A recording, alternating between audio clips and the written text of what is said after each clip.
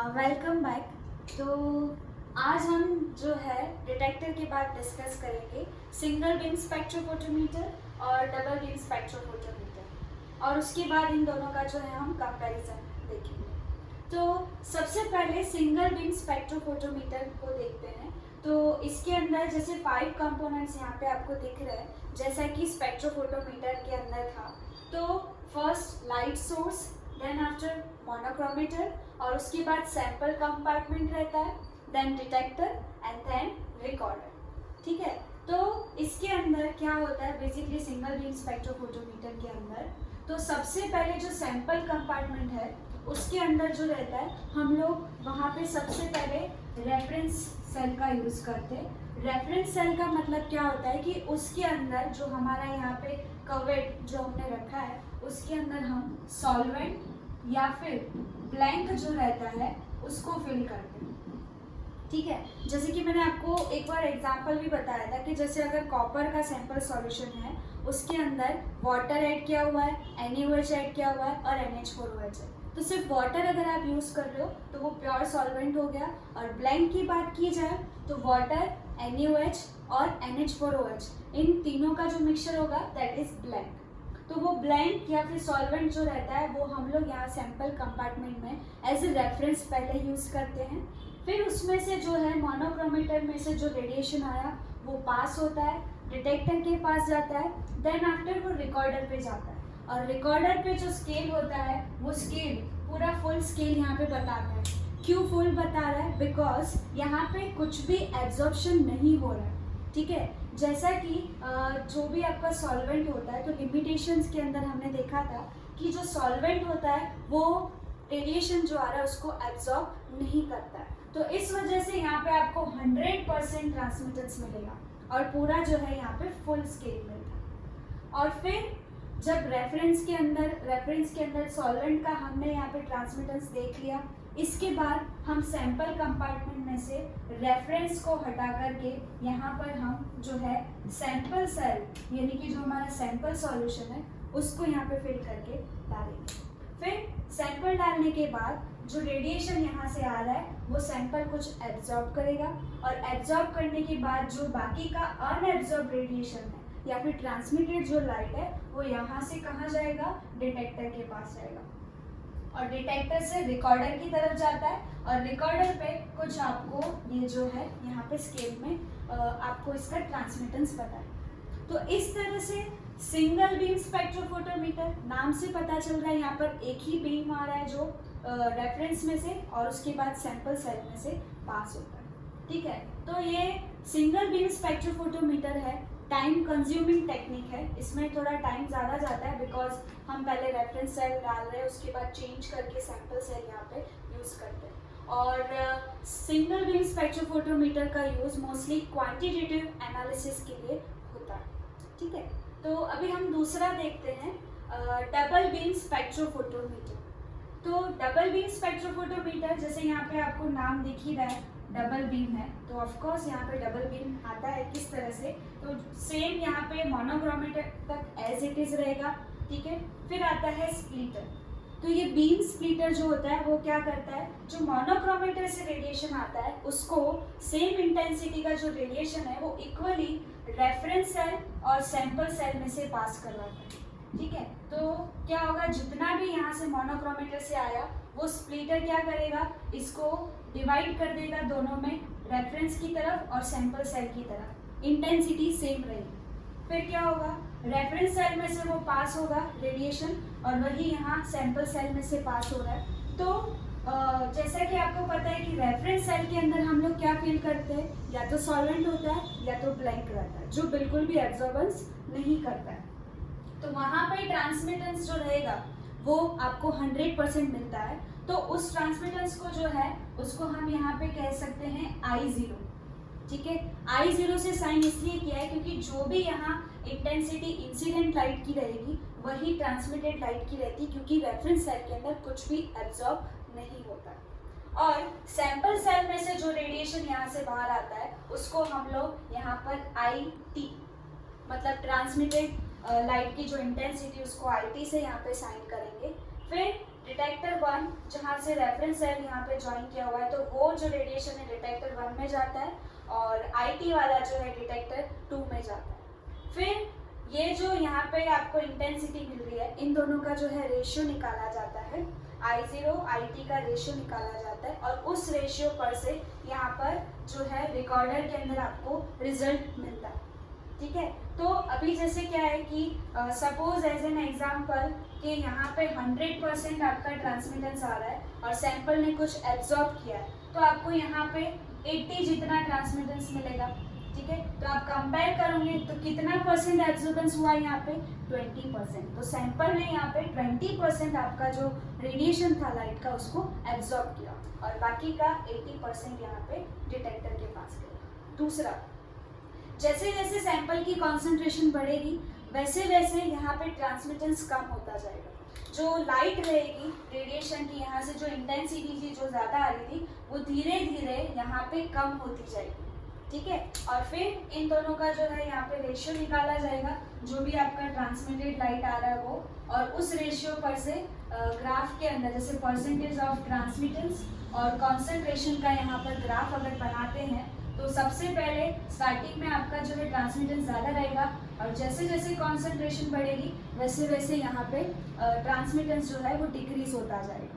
तो ये जो रिलेशन था परसेंटेज ऑफ ट्रांसमिटेंस और कॉन्सेंट्रेशन के बीच, ये लीनियर नहीं होता, लेकिन जैसे अगर हम एब्जॉर्बेंस और कॉन्सेंट्रेशन का ग्राफ बनाते हैं तो जैसे जैसे कॉन्सेंट्रेशन बढ़ेगी वैसे वैसे यहाँ पर एब्जॉर्बेंस भी बढ़ता जाएगा। तो ये रिलेशन जो है एब्जॉर्बेंस और कॉन्सेंट्रेशन का आपको लीनियर ग्राफ देता है, मतलब कॉन्सेंट्रेशन और एब्जॉर्बेंस जो रहते हैं यहाँ पे प्रोपोर्शनल टू हो जाएंगे, जितनी कॉन्सेंट्रेशन बढ़ रही है उतना एब्जॉर्बेंस बढ़ता जाएगा। ठीक है, तो इस तरह से डबल बीम स्पेक्ट्रोफोटोमीटर जो रहता है वो आपको जो क्वालिटेटिव एनालिसिस होते हैं उसके अंदर आपको एक्यूरेट और प्रिसाइज रिजल्ट देता है। प्रिसाइज रिजल्ट का मतलब सेम रिजल्ट आपको सेम रिजल्ट रिपीट होते मिलता है, मतलब एक ही रिजल्ट मिलेगा और एक्यूरेट भी मिलता है।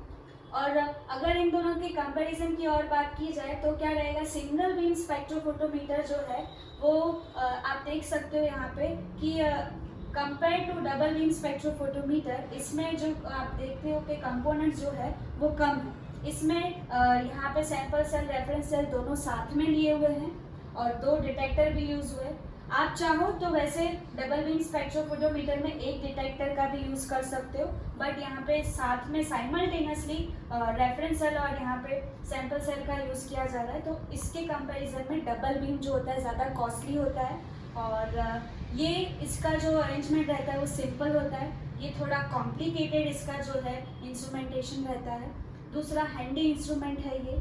फिर डबल बीम स्पेक्ट्रोफोटोमीटर के अंदर जो यहाँ से जो रेडिएशन आता है और उसके अंदर अगर कुछ डेविएशन आया है तो उसको मिनिमाइज किया जा सकता है और वो सॉल्व भी हो सकता है, क्योंकि जितना एरर या जो भी डेविएशन रेफरेंस सेल में से आता है उस तक पहुँचता है वही सैंपल सेल तक भी आएगा, सेम टू सेम। इसलिए यहाँ पर एरर आने के चांस, डेविएशन आने के चांसेस कम हो जाते हैं। लेकिन अगर सिंगल बीम स्पेक्ट्रोफोटोमीटर की बात करें तो सपोज आपने पहले रेफरेंस सेल लिया था और उस टाइम आपको जो है रेडिएशन के अंदर कुछ फ्लक्चुएशन या डेविएशन आया था और सेकेंड टाइम जब आप सैंपल सेल रख रहे हो और तब नहीं आया तो आपका रिजल्ट जो है उसमें चेंजेस आएंगे और जो आपको एक्यूरेट रिजल्ट मिलना चाहिए वो नहीं मिल पाता है। इस तरह से तो double beam spectrophotometer compare to single beam spectrophotometer better यहाँ पे होता है।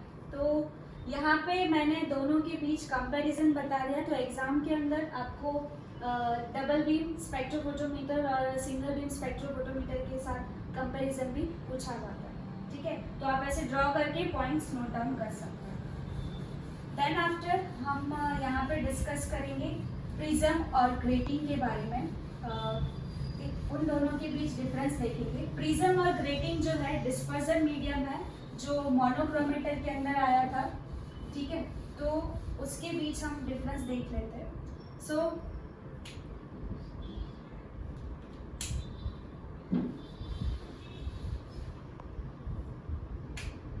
Prism, grating.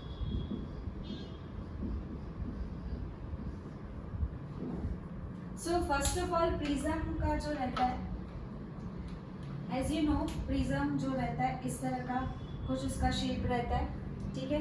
ग्रेटिंग देखते हैं तो ग्रेटिंग जो रहता है उसकी जो सरफेस होती है वो अनइवन होती है, ठीक है।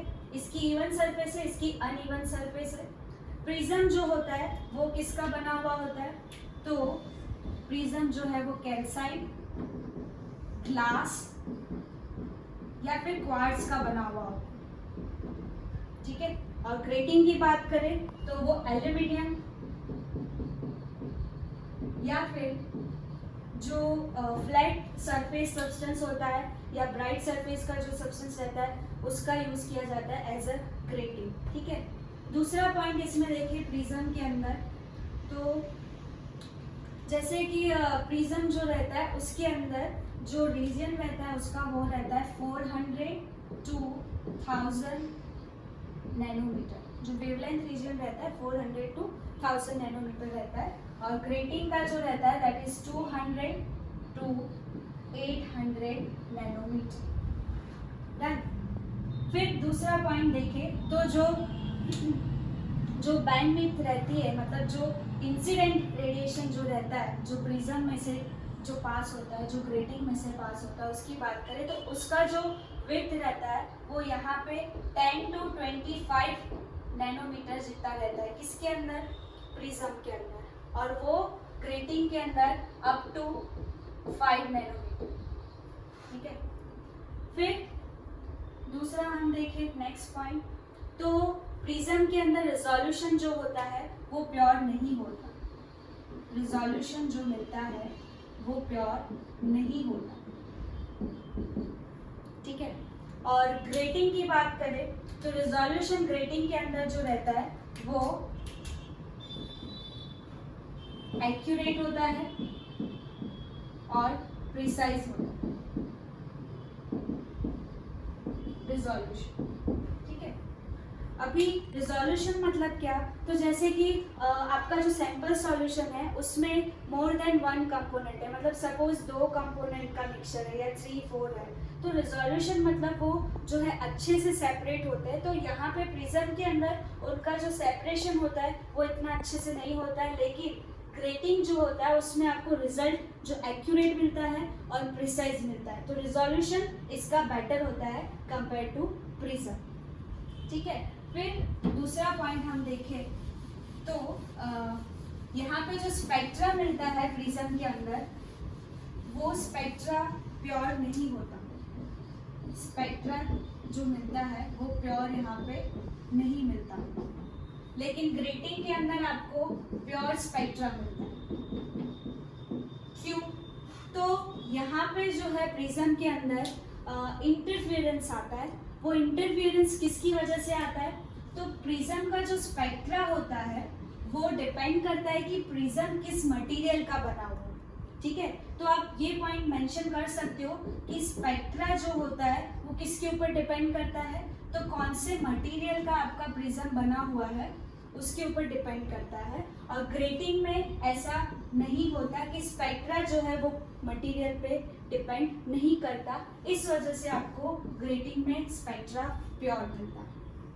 दूसरा, प्रिज्म के अंदर जो है मोस्टली जो प्रिज्म के अंदर देखा जाए तो यहाँ पे जो वायलेट रेडिएशन रहता है, वायलेट लाइट का रेडिएशन, वो सबसे ज़्यादा डेविएट होता है उसके अंदर। और ग्रेटिंग के अंदर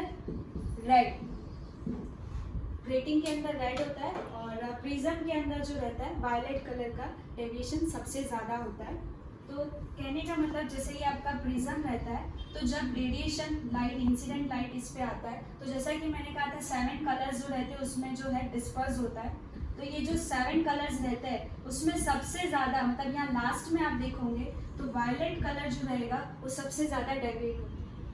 अगर ग्रेटिंग की बात करते तो ग्रेटिंग में जब ये पास होता है तब क्या होता है कि ये सपोज जो आपका ग्रेटिंग है उसमें से उसके ऊपर जो है यहाँ से इंसिडेंट रेडिएशन आपका आ रहा है, तो इंसिडेंट रेडिएशन आने के बाद क्या होगा, वहाँ से वो जो है कुछ इस तरह से डिस्पर्स होता है, ठीक है। ये आपका सेंट्रल लाइन है, वहाँ से दोनों साइड इस तरह से यहाँ पे डिफ्रेक्शन होता है।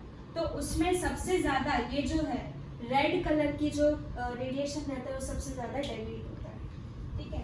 देन यहाँ पे एक लास्ट पॉइंट है कि प्रिज्म के अंदर जो है अगर आपको डिस्पर्जन एक्सपेंड करना है तो ये चीज़ पॉसिबल नहीं हो पाती। प्रिज्म के अंदर आप जो है डिस्पर्जन जो होता है वो एक्सटेंड नहीं हो सकता, ठीक है। लेकिन अगर ग्रेटिंग की बात करें तो ग्रेटिंग में ये पॉसिबल है कि आप पर इंच जो है यहाँ पे लाइंस जो रहती है, जो ये ग्रेटिंग के अंदर इस तरह से, जैसे मैंने बताया था आपको, कुछ इस तरह की अनइवन सरफेस होती है मेटल की, तो ये जो है पर इंच अगर हम ये लाइंस बढ़ा दें तो डिस्पर्जन यहाँ पे एक्सपांड किया जा सकता है, ठीक है। तो ये जो था प्रिज्म और ग्रेटिंग के बीच में जो यहाँ पे कौन कौन से डिफरेंसेस होते हैं ये हमने यहाँ पे देखे। तो यहाँ तक जो है हमारा unit number 4A visible spectroscopy खत्म होता है। Thank you.